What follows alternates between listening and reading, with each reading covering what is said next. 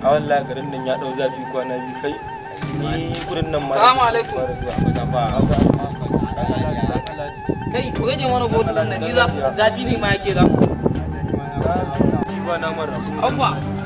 na ba ka dis compose meat on food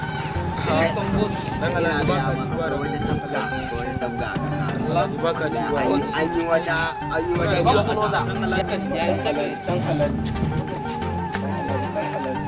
wallahi akwai zafi da ina cin AC amma ka san me wallahi wata wai kalma aka gaya ni ka san ni ina da kake turancin nan ce yin turanci to na ji wata kalma ce kuma yayi ta shige mu wai ayu mat ka san me wai mat kai da aka ce ma ayu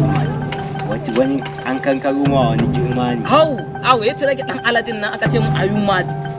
mana an ganka da kima shine a ce ma ayu mat babban mutum kace gaskiya mutanen nan sun bani girma na shi yasa na san kai ka je boko shi yasa na kira ka shi yasa na janyo ka daga wajen mutane kasar raina ni shi yasa wallahi na janyo ka amma fa na gode amma bari in na samu wata ko yadda ka ce ran baka zan kira ka shi kenan bari ce wallahi ga nan dan ce me yes I am mad ko I am mad